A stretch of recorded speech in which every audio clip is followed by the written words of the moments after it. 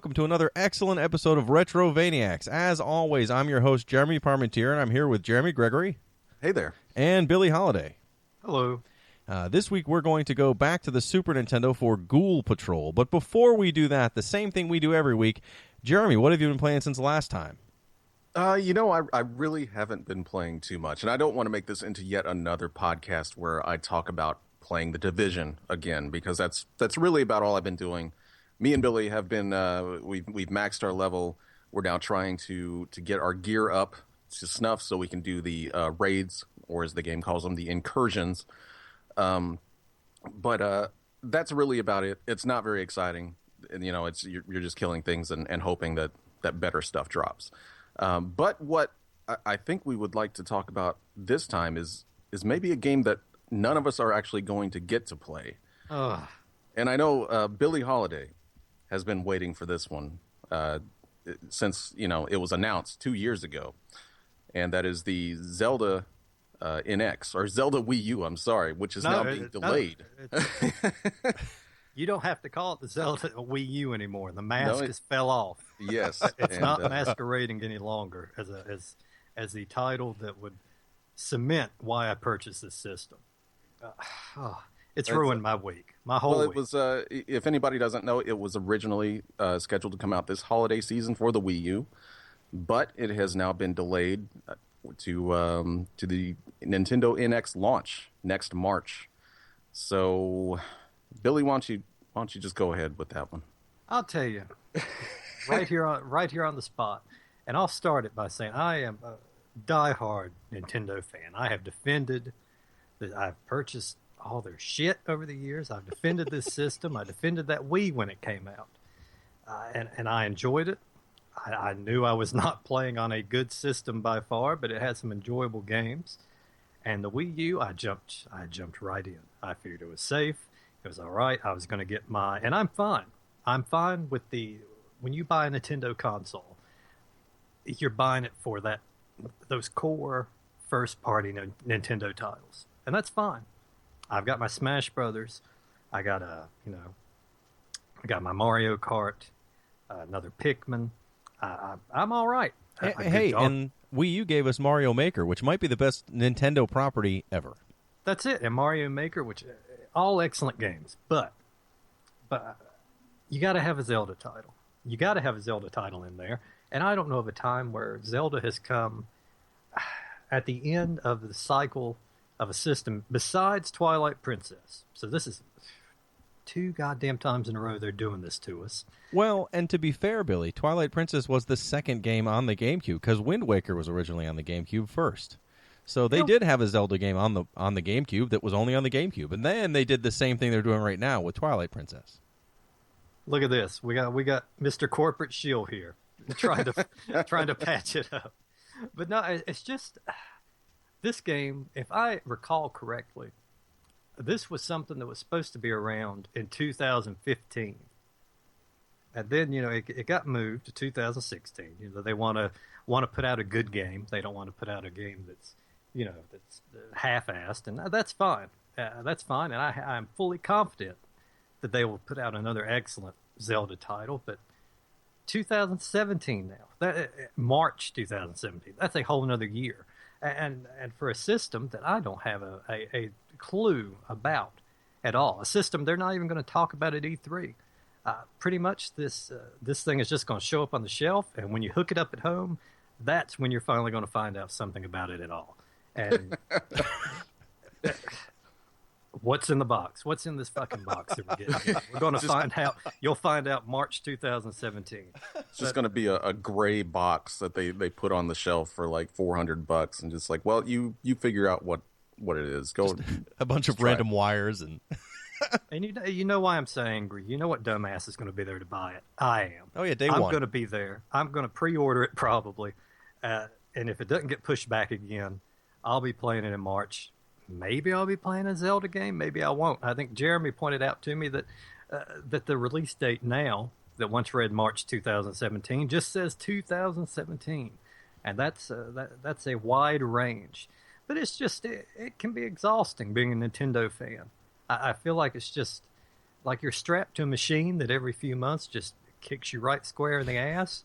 But every now and then, it also gives you a little treat. Like it pops a little treat in your mouth. Yeah, and just the machine's switching into overdrive right now. And I'm going to keep buying this shit. That's it. I could talk for a half hour about how angry I am, but I'm going to keep buying this shit every single time. And I think that's why I'm so angry. I think I'm more angry with myself than I am with Nintendo. But I think they've put themselves in a spot now to where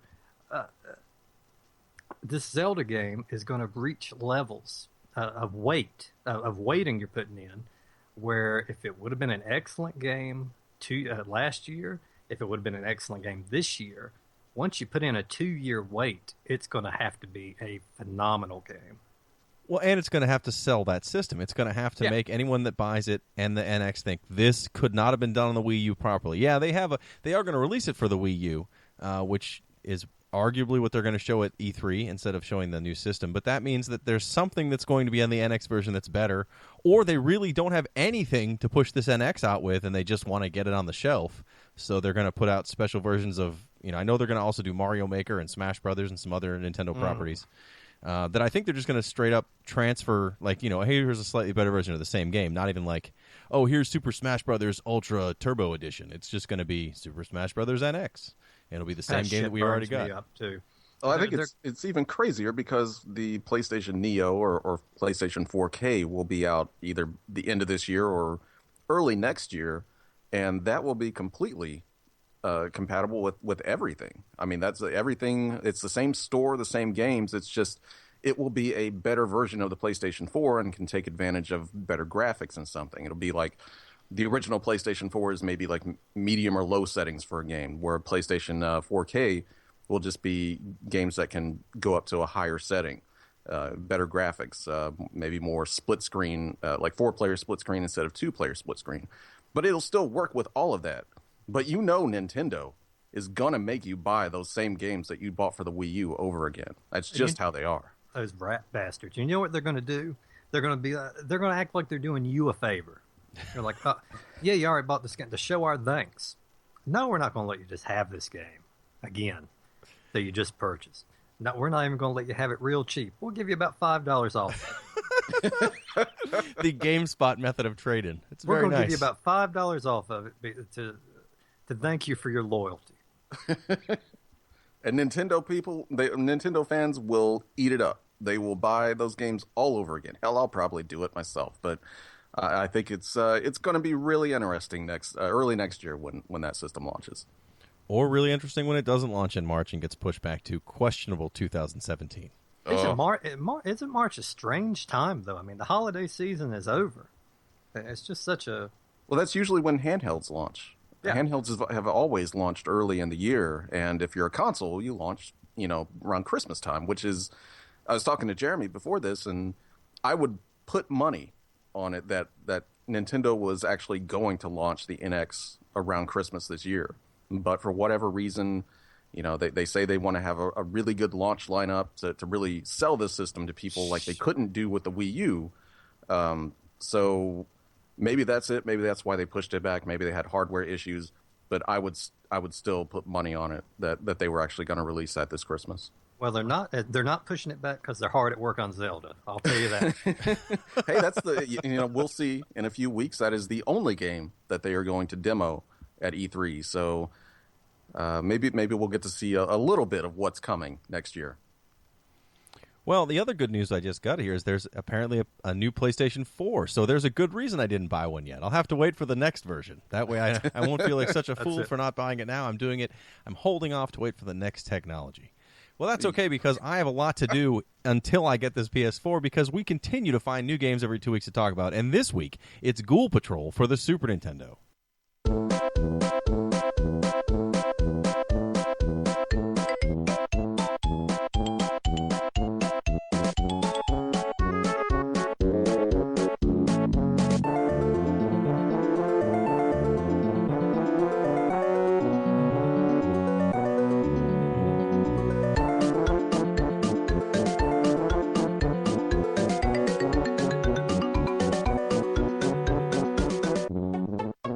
I think in order to talk about Ghoul Patrol, we have to talk about the game that it's kind of a sequel to first. At least to mention what it is, because more people will know it. I think more people know Zombies Ate My Neighbors than have ever heard of Ghoul Patrol. I certainly had never heard of Ghoul Patrol before Jeremy wanted to do this. And someone explained Zombies Ate My Neighbors very quickly. Well, Zombies Ate My Neighbors was just a really simple, quick action kind of arcadey game where it's a top-down game where you just run around and find neighbors. There's 7 or 8 neighbors per stage. Find them before the monsters get them.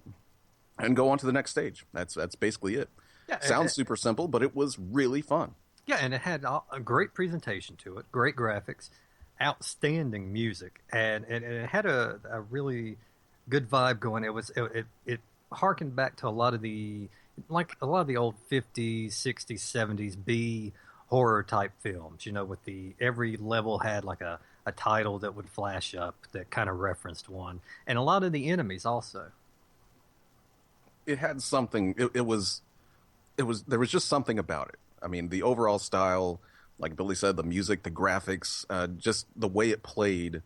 It was, you just wanted to play it more every time you played it, and it was one of my favorite games of all time. So when I heard that somebody was bringing out a sequel, I was pretty excited. I mean, it's not called Zombies Ate My Neighbors, I was like, why wouldn't they do that? It's not being published by Konami, which is kind of weird, but I was ready to go. I wanted more Zombies Ate My Neighbors, and that's what Ghoul Patrol looked like it was going to be. Well, and it wasn't published by Konami because they did not want to do a sequel to Zombies Ate My Neighbors, and even though LucasArts was the company that made the game, it wasn't owned by them. It was owned by Konami. So they took the idea behind Zombies Ate My Neighbors. Apparently they used a different development team, or at least a different head of development, and released a Ghoul Patrol, which is very similar, and it's kind of a pseudo sequel because it definitely takes the feel of the first game and adds some things to it, but it's also not as good as the original. It's another example of someone taking all the parts of something and it still doesn't. You can take all the parts to make a cake, but if you don't mix it together right, you just have this mash. Oh, this is a mash. This is a big old mash right here. It's such a bizarre thing. I have never encountered this where it looks like a game I enjoyed. Kind of sounds like it. We'll talk about the sound as we go along. This is the only time the sound is good in this is when it rips off the original, and it has kind of the same basic premise, and it plays a little bit like it. It has all these things from a game I really loved. One of my favorite Super Nintendo games also. But man, it's just a rough game. Well, if you look at screenshots of it, which I saw the screenshots before the game ever came out, and it's got, there was something really colorful and vibrant about the original Zombies Ate My Neighbors. And you look at screenshots of this one, and it looks really dark and just overly shaded. It does not look anything like the original game, besides being a top-down kind of shooter, three-fourths perspective. It just does not instantly or have that instant charm that Zombies Ate My Neighbors had. That was like my first impression of it. That didn't ruin the game for me until I actually played it, but that was the very first thing I noticed. I was like, this just doesn't seem right. No, and I can imagine if you were looking at the magazines long ago and you saw this, yeah, it looks different, but at the same time, it's got the same characters in there. Yeah, you can tell this is Zombies Ate My Neighbors. So you would go into so many kids, so many fans of the original had to go into this one blind just by looking at a few pictures of it and being, yes, this is going to be another awesome game. And yeah, I don't know, it is much darker, and I think a lot of these levels are much more confined. Also, you spend a lot of time just going through this one mansion or this big ass house each level, and the first one, it much brighter, and that allowed for a lot more humor. Also, I mean, the game had a lot of good humor to it, the original, and just more kind of expansive environments. And this one feels a lot more claustrophobic. Well, it's the same kind of game, again, as Zombies Ate My Neighbors, like we've said. So it's still a top-down action game. You run around and saving. It's 10 survivors per level after whatever the event was. I guess you go to a library, and of course there's a book at some demons exhibit that says, here's a thing you can read. So you read it out loud, and all these demons come out and start attacking the world, and you're supposed to save everybody. That's the story of the game. It's very exciting. But the story doesn't matter in a game like this, because, again, Zombies Ate My Neighbors' story wasn't that exciting either. It was just fun. This, for some reason, it starts, when I started at the first few levels, the first couple screens, I was like, okay, this is fine. It's a little wonky in parts, but I can still enjoy this. I got bored with it pretty quick. I had decided after the first, you go through just a handful of the levels where you have to find 10 survivors, and after you find it, you find the portal that goes out of the level, and then you go to the next level and find 10 survivors that are hidden in the level, and then you find the portal and you go out, and eventually you get to a boss. After the first round of those and the first boss, I was totally content just not playing any more of this game.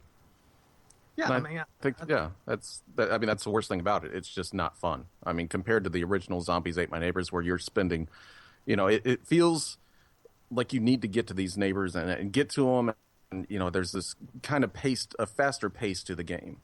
And this one, I didn't care if I saved these people. It was actually, I preferred when they got killed, because that meant that I didn't have to find some weird-ass way to get to them because they were behind or in some other room that I couldn't quite get to. And every single one of these stages, kind of, it's more like a maze than what the original Zombies Ate My Neighbors stages were. Those were they were fairly open. They had some confined parts to them, but even the confined parts, you had multiple ways to get to the neighbors. It was very easy to figure out where those neighbors were and how to get to them. You had like a mini map where they showed up on the mini map. You don't get any of that in this one. It's just one big, very just overly made maze where you have to use your keys constantly. I'm sure we'll mention this eventually, but fuck the keys in this game. To find them, and I don't want to find them. They're just not fun to get to, and it felt more like a chore after a minute or two. Yeah, and after the visuals, after the initial visuals, and this gameplay aside, we're talking about the controls were something that really struck me, because the first Zombies Ate My Neighbors, very responsive controls, very fluid controls. Everything made sense. At all times, you knew what you were doing. On this one, it is just, I never got these controls down, and I don't think it's me. I don't think I'm the problem. There's a jump, which would have been excellent for some parts in Zombies Ate My Neighbors. Usually you had to rely on trampoline or something like that. And there's a jump button, and that jump button, the less you use it, the better. And there are times, like I was discussing with you guys earlier, where this game wants you to make some pinpoint jumps. This game fools itself into thinking it's a platformer for a minute, and if you miss a jump, it's instant death. And you see just how poor the jump mechanic is at that point. There's a slide, which that's well and good, but the run on here is bizarre, and it's one of my least favorite things. And only a handful of games do this, where there's not like there's a button you hold down and you run. There's not a run button, like where you can go from standing still to running. It seems like you pick up momentum. So let's say you're walking to the right, you'll speed up, and then you're in a run, which is poor, because some enemies are running to begin with and running after you, and you can't get away from them because all you can do is just walk. And by the time you've gotten into your run, you're taking damage. Well, I think the other part of it is that makes that running bad is the way the mazes are set up, where they're so narrow. Jeremy mentioned that you have to use your keys to get through doorways. The collision detection on the doorways is infuriating. The doorways are just big enough for you to get through, essentially. And some enemies can't appear to fit through doors. But there are other times where you're running from something you're trying to make sure you can get away from before it does enough damage to you to knock you out finally. And you'll get stuck in a door frame where you're on the door. You're trying to go through the door, and if you're not exactly at the right set of pixels, it will just stop you dead. It doesn't bounce you back. It doesn't do anything else. You just don't go through the door. And it happened to me a lot. There was a number of times I would get stuck between two enemies and be unable to do anything, as it just bounced me back and forth and finally killed me, which is irritating. Because, again, it's all things I just couldn't get around. There was things in the way that didn't look like they should be in the way. Collision detection all around is pretty bad. Yeah, and my pro tip for anyone playing this game is, if you see those enemies aren't that big of a deal. the biggest enemy in this game are those fucking doors, because you will get stuck on one every single time, and they will usually cause you to take a hit from some piece of shit enemy that has respawned yet again right behind you and has just floated right into you as you try to ever so slightly reposition yourself so that 1 pixel can get through that goddamn door. And that, oh God, it killed me every single time I get stuck on one of those stupid doors.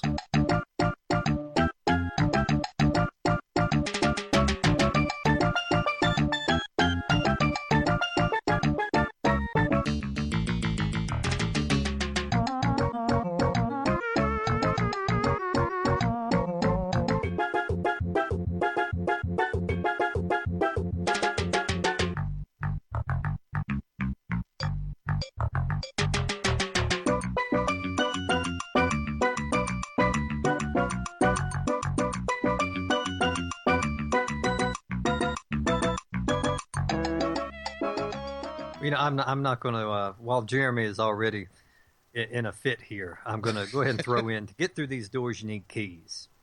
And you don't always have the amount of keys you need. In fact, sometimes it seems like there are not enough keys.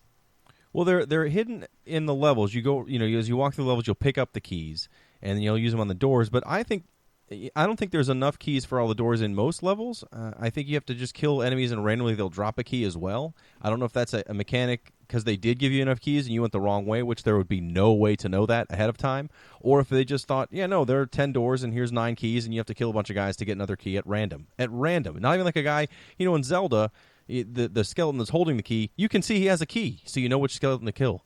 This is just you kill enough guys till eventually they drop a key. That's infuriating. You're farming for keys half the time in this game. There are so many doors that are locked that you have to, literally every door requires a key. And the first couple of stages, it's not too bad. There's enough keys around that I didn't really pay attention to it. I had kind of forgotten about it, honestly, since I was a kid. But you get to that third stage, which is in like a motel or something. And it's, again, just a maze. But if you don't go the exact way it wants you to, you will run out of keys and very, very quickly. And after that, you just have to start killing enemies and farming keys. This isn't fun. It is not fun at all. The original Zombies Ate My Neighbors, the only thing that was actually locked behind locked doors were usually like power-ups or, like weapons or something like that. It was never the actual way through the level. And there's a very good reason for that. It's because it's not very fun when you just lock everything behind a goddamn door.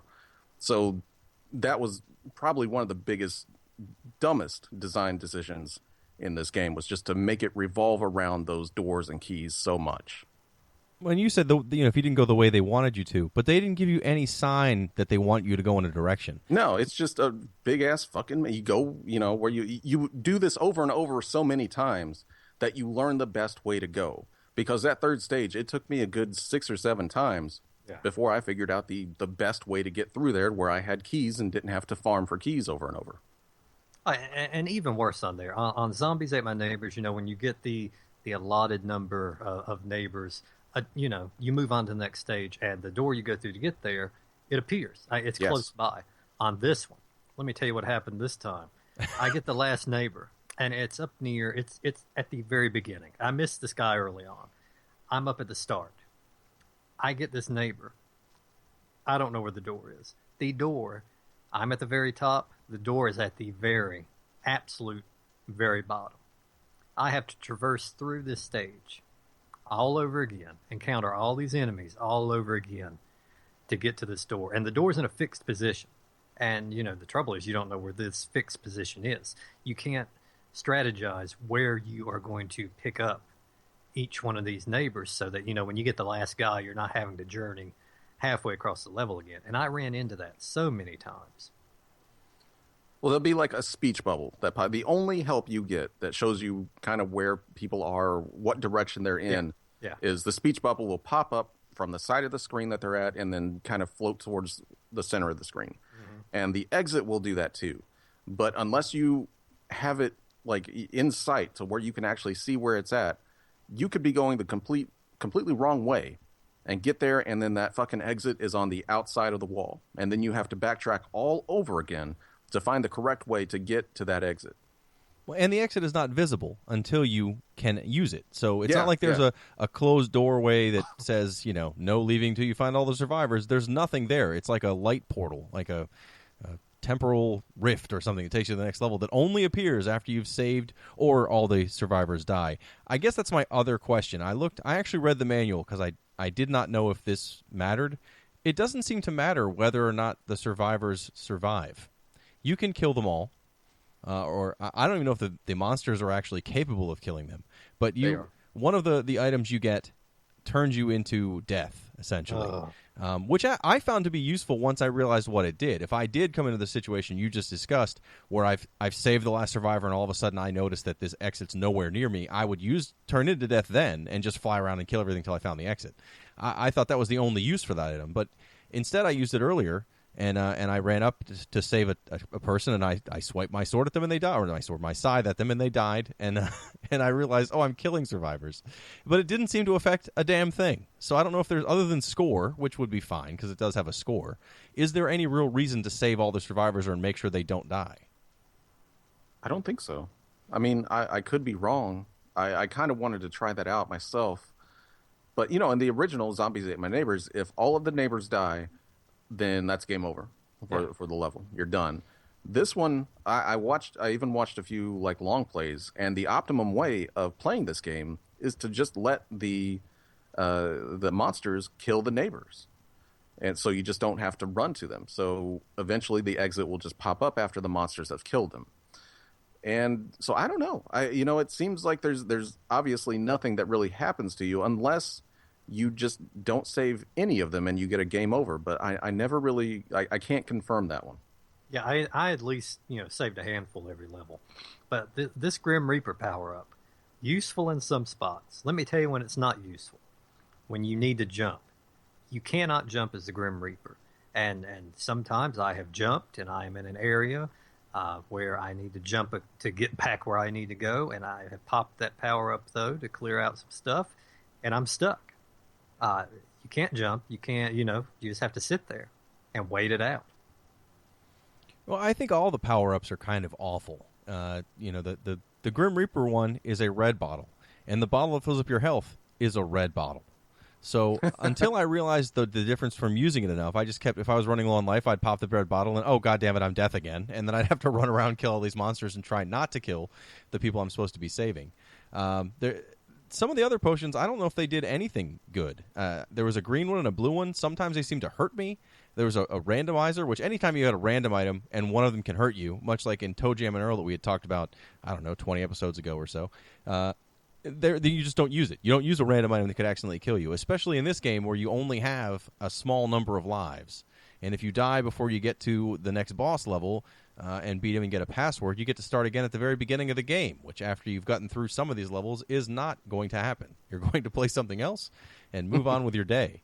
So I didn't use I used the items the first time through, and then once I realized the difference between the red bottle that heals you and the red bottle that turns you into death, that's the only things I used other than keys, which you don't have a choice, as far as the random items you'd pick up.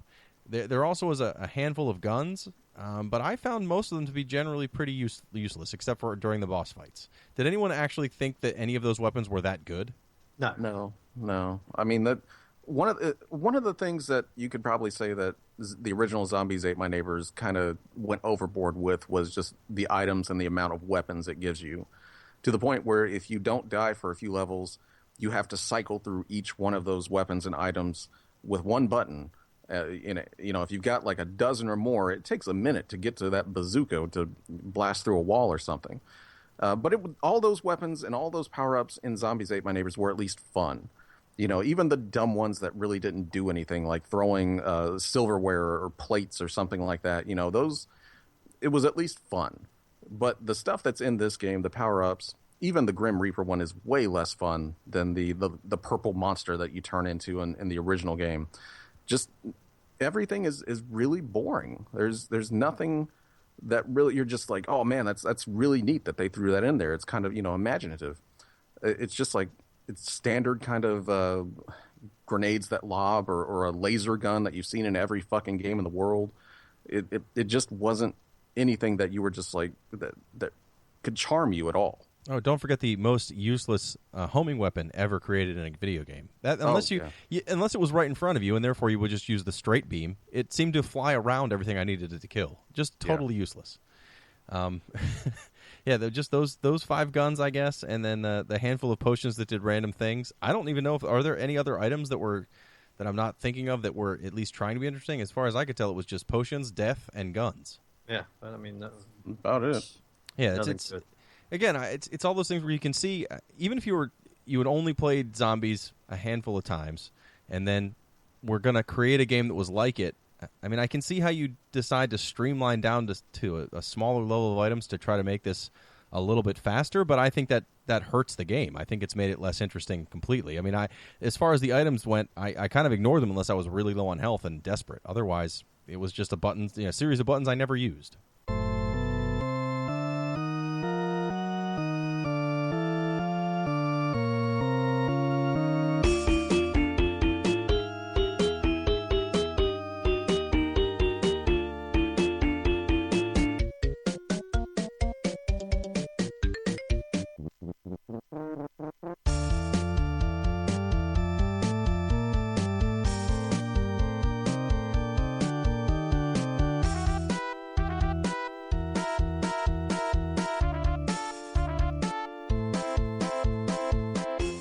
I'll tell you something else they pretty much missed the mark on was the music in this game. I just mentioned it early on, but man, Zombies Ate My Neighbors had one of my favorite soundtracks. And I remember over 10 years ago, Jeremy and I looking around on the internet to try to find that, and I found it.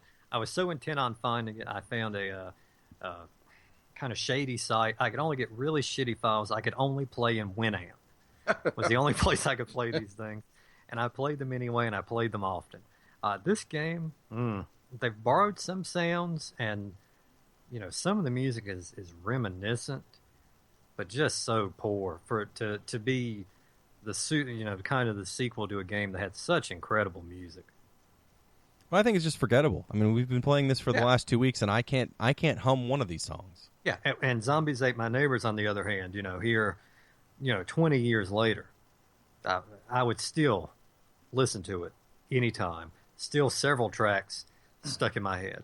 Yeah, just like everything else on this game, it's forgettable. It was a cash grab, I guess, which Zombies Ate My Neighbors I don't think was a financial success. So it seems a strange game to have a cash grab on. And this game just reeks of it, just being rushed along. Not really any thought to it, not really any soul in this game. I think that's it. It's just you have the perfect blueprint in Zombies Ate My Neighbors, and all you have to do is just copy that. I mean, you're obviously making a sequel without the name of the game. You've copied just about everything else, but somehow there's just no fun in it. There's no character. There's none of the original charm. We were kind of reading the thing before that kind of explained how this game came to be and how it was published. And everyone just kind of was like, "Yeah, I don't know. I don't know how this game happened." It just seems like it was made by committee. Like it was supposed to be a different game when it first started development, and then someone was like, "All right, I guess this is going to be a Zombies Ate My Neighbors sequel. I don't know. Let's just go ahead and do that." I mean, that's really all I can think of is how this game has turned out to just be this weird kind of soulless attempt at a Zombies Ate My Neighbors game. Yeah, it's definitely a filler. It's a filler game. We don't have much on the schedule. Let's throw this together. We have all the parts already laying around. Just throw them up in the air and see what lands. And that's what this feels like 100%. I was not as big of a fan of Zombies Ate My Neighbors. I liked it, but it wasn't a game I can say it was a staple of my Super Nintendo time. We've explained many times that I had a TurboGrafx. I was the guy with the TurboGrafx 16, so my 16-bit era experience, as you two will attest to, is probably very sad. So I missed a lot of the games everyone else was big on until way later. And so I played Zombies. I enjoyed it. I thought of it, as a fun two-player game like Toe Jam and Earl that we had mentioned, that I had mentioned before. But I was, this game I came into with a little bit less of an expectation, and I don't think I hate it as much as I just got bored by it. I just think it was, it's not it's bad in that it's boring, but it wasn't a bad game necessarily. But it's definitely one that I'm not going to play again soon.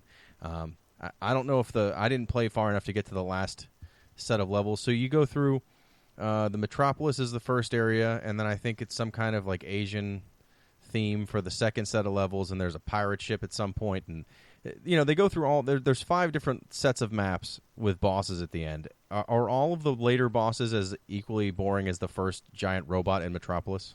Yep. Yeah, so it's just fire as much as you can and try to not to get hit, but they don't do anything interesting. They're just shooting at you or landing on you or whatever.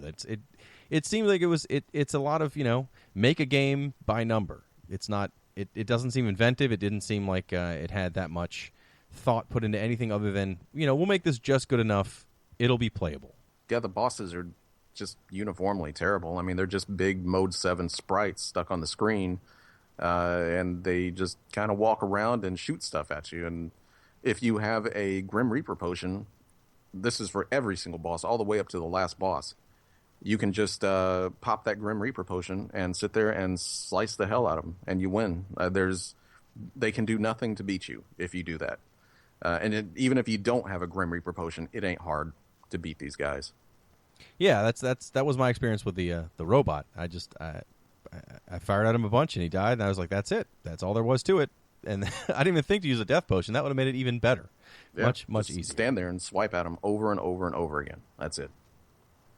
So yeah, I'd say, I find this to be kind of a boring game. If you have the interest to play a game like this, I highly recommend Zombies Ate My Neighbors instead. It seems to do everything this game was trying to do much, much better. And actually on the PlayStation, there was a game that I believe we have a full review of on Retrovania.net for Herc's Adventures. It's very similar to this sort of game. It's the same development team, I believe, too. I think a much better game. Instead of trying to be exactly like Zombies Ate My Neighbors, they did a few of their own spins on it, but it has character and it has some effort put into it. Much better game. Yeah, that was. If you want a sequel to Zombies Ate My Neighbors, then I think Herc's Adventures is as close as you're ever going to get, and that was a really, really great game. So definitely check that one out instead of what Ghoul Patrol is trying to do here.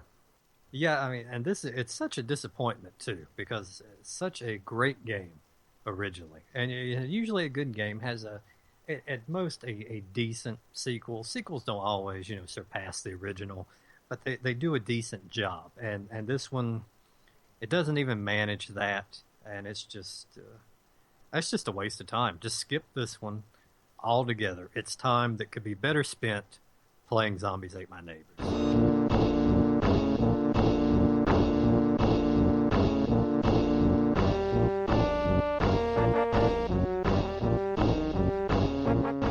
So those are our thoughts on Ghoul Patrol, which are not very positive thoughts, but at least they are thoughts. Again, if you want to see more on Zombies Ate My Neighbors and Herc's Adventures, which we had mentioned, there are full videos up on Retrovania.net. But I believe we have a listener question this week. We do. Andy writes in to ask, anyone that was around back in the early days of gaming knows how awful endings in games were back then. Many times it was just a badly translated game over screen and some credits, though some stood out, like the Final Fantasy endings. Do you guys have any favorite endings or not so favorite endings from that era? I think you have to maybe clarify a little bit when you say the early days of console gaming, at least. The before the Nintendo and the Sega Master System, I'd say all console games didn't really have endings. Or if they did, it was, the fact that it had ending at all was a shock and a surprise. There weren't many old Atari and Intellivision games that had, or ColecoVision, any of those systems that had a real ending. A lot of the time it was just you broke it because you got the score so high. Or in the case of Indiana Jones or E.T., you'd finish it and not really know what happened because it just stops or makes a sound or whatever and it's over. So once you hit the Nintendo, that's where you start finding endings. So for the first few years of it, if you were into those earlier systems, any ending was a delight. So mine are Nintendo, both my favorite and my least favorite. But I'll just start with favorite. And this may not be a great ending in general, but for some reason, and maybe it's because endings were still kind of a novelty, a real ending at this time, the ending to Super Mario Bros. 2, the U.S. Super Mario Bros. 2, is the one that stands out in my mind as the most rewarding and an amazing ending to any game ever. I mean, when you actually boil it down, the ending to Super Mario Brothers 2 is Mario was sleeping and it was a dream the whole time. But it still is done in such an amazing way where you kind of see them take Wart off and they carry him across this crowd of people that are all clapping for you, and then it shows Mario sleeping and it plays this ridiculous bedtime music that for some reason I will never forget. And I loved that ending when I got it. Maybe it's because that game also is kind of hard in parts, or at least some of the levels to get to the bosses are hard. But when I finally beat it, I felt good. I thought that was a great, rewarding ending. It was better than the Princess in Another Castle, and certainly Final Fantasy and some of the other role-playing games had far longer and more involved endings, but this just felt like, yes, I've done something, and I get this cool little story at the end. I think that was the perfect way for them to play that game off, just for how different it was. That was crazy. That first time you saw it, I mean, for us back then, when we first played Super Mario Brothers 2, we were just like, why is this game so weird? We didn't know that it was a completely different game from Japan that had been made into Mario Brothers 2 here. So the whole way through, just like, this is really weird. It just doesn't seem like Mario besides Mario characters. And then you get that ending and you're just like, oh my fuck, it's a dream. He was having a dream that's genius. It was the most amazing thing you'd ever seen back when you were a kid playing a Nintendo game. So yeah, that's a really great ending.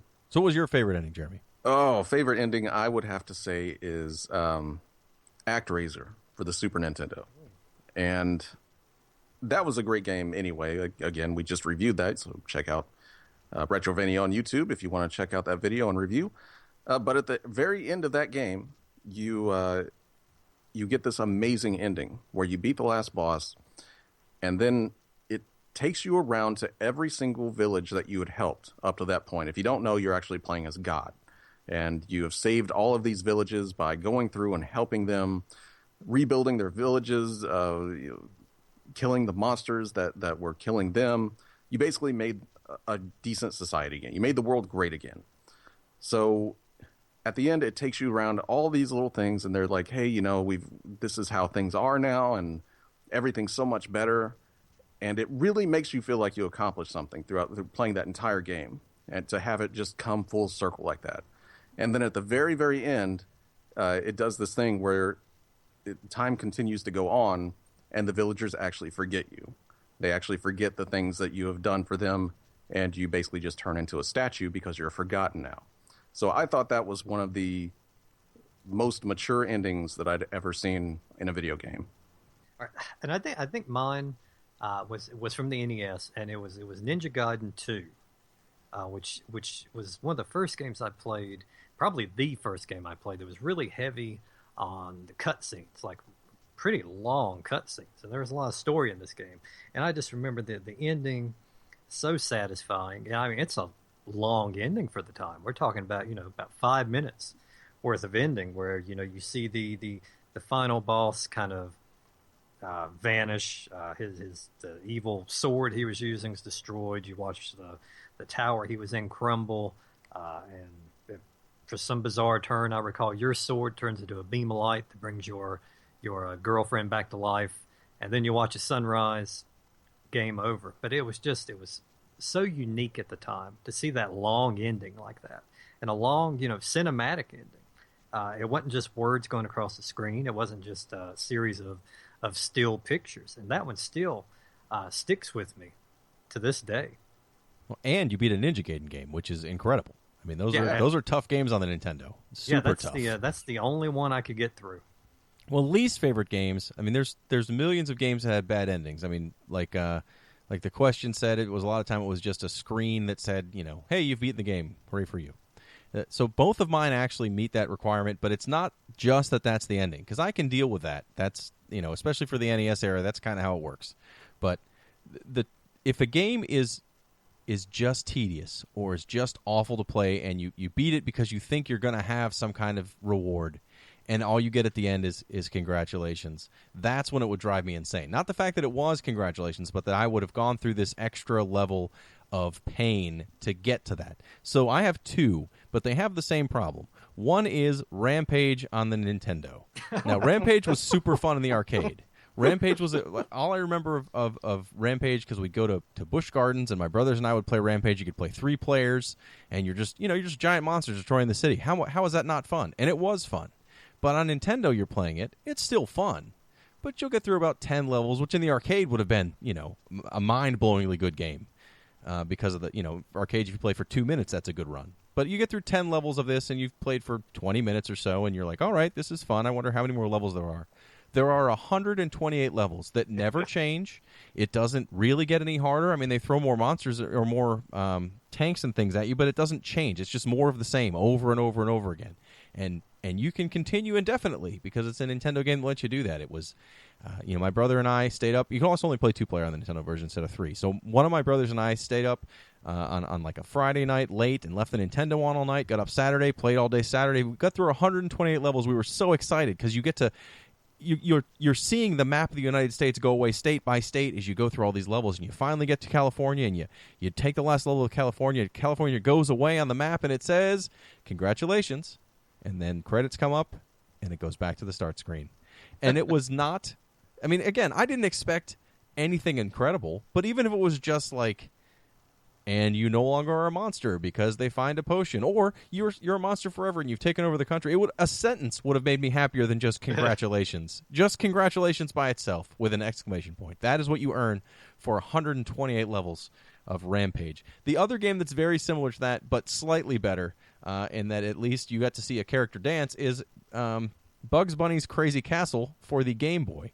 80 levels of Bugs Bunny's Crazy Castle, and that game, if you hadn't played it, you basically just try to avoid the other Looney Tunes characters while collecting carrots in these tube mazes.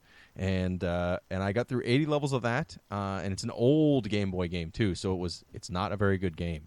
And at the end, it then says, not just congratulations, because that would at least, that would be the same thing I just dealt with. Instead, it says, congratulations, you are a good player, and then it gives you credits in the start screen. Both those games, it wasn't a matter that the screen was bad at the end. I do expect a poor ending, but it's just the amount of tedium to get to that, to then just be like, oh, I don't even get to see, like, Bugs Bunny had a party with his friends. No, it just says that, congratulations, I am good player. The end. Just infuriating.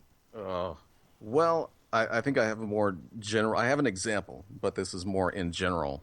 My biggest pet peeve with bad endings are games that you beat them once and it wants you to beat them all over again for the true and the quote unquote true ending.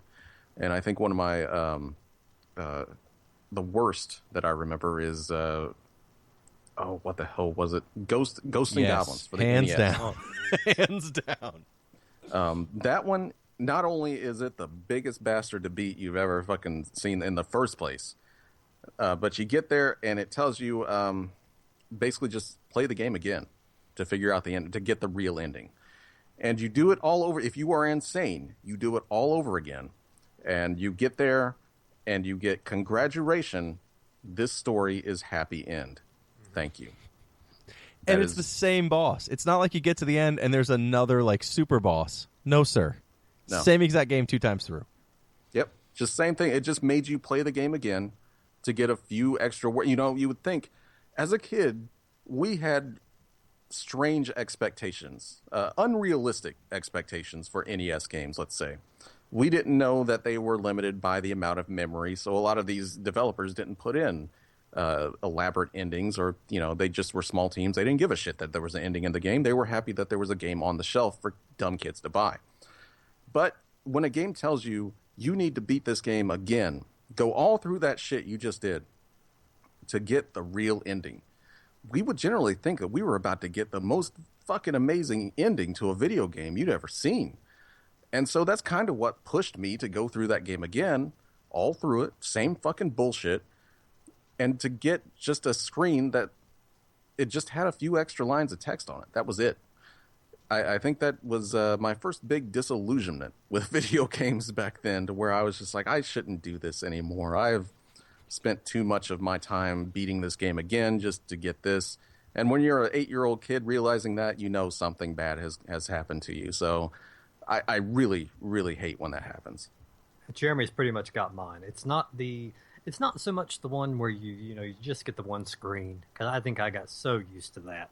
But it's when they send you through again with the promise that there's something better. And I've got an example is Kung Fu for the Kung Fu for the NES, which is a perfectly fine game. It's short. It can be short. I mean, if you've played through several times, you can breeze through.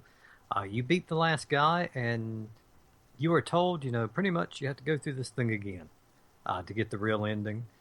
You go through again, and I think you get... it's similar to what Jeremy was talking about. You get maybe one more line of text. Just one more line. And then it immediately starts you over again. And this just... it confused me as a kid. I didn't know if I'd get more and more every time I played through or not. And I could never get through on that third playthrough. I always, ran out of time, lost interest, or whatever. Later on, I would do that, and it completely starts over the third time. And you get that original first ending. But it's very confusing, and it's not worth it. Now, a lot of games did that. They send you through that second set of levels with the promise that there was going to be something amazing at the end. At least a different graphic, not just one more line. But I'll tell you what ending really angered me, and I don't hear a lot of people complain about this ending, but that original Super Mario Brothers. I don't care for that ending. I think the ending is not proportionate to the work you put in. You get pretty much the same setting, except you swapped out one sprite. You got rid of the Toad and you put the princess there instead. That's it. I think a game of that scale and a game where they spent so much time building up, that got to go to the next castle to rescue the princess. And then when she's there, she's just there. I just think that game just needed or deserved at least a bigger ending, as big as they could pull off on the NES. Well, you say that about the original Mario Brothers. How about that Super Mario 3 ending? Did any of you ever get that one? Anybody beat Super Mario Brothers 3 here? Yeah, I beat Super Mario Brothers 3. Yeah. But I don't remember the ending. I just remember it was just another Nintendo game with an ending. You go through that entire game, you save the princess, and she's there, and she says, "Thank you, but our princess is in another castle." Ha, just kidding. Oh, yeah, Ha-ha. yeah. Bye. That's why I don't remember. Yeah. Because it was awful.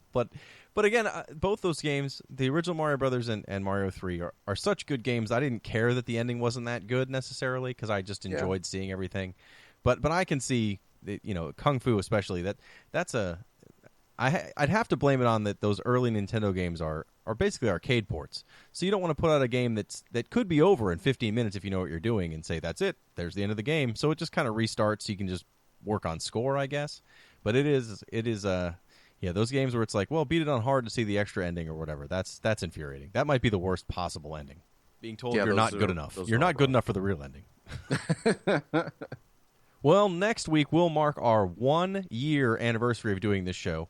25 episodes because we've skipped a week here and there to 3 weeks in between a couple of the episodes. So for episode 25, we wanted to do something special.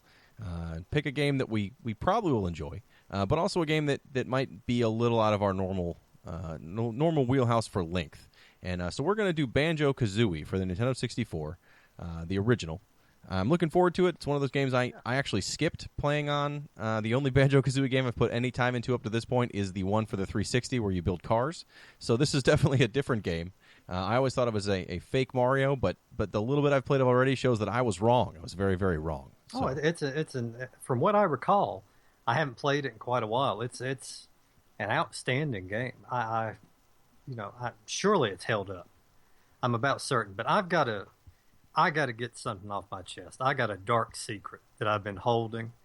I'm almost glad we didn't fully do the "What have you been playing" segment at the beginning. But I've never played a video game. What? None of us have. I just watch YouTubes and talk about this. We watch a lot of YouTube videos. But no, I've got to get this out of the way before it comes up next week and it ruins the anniversary episode because I don't know your reaction. I bought and I've been playing that Dark Souls 3. Oh. It's been fun talking to you guys. See you later.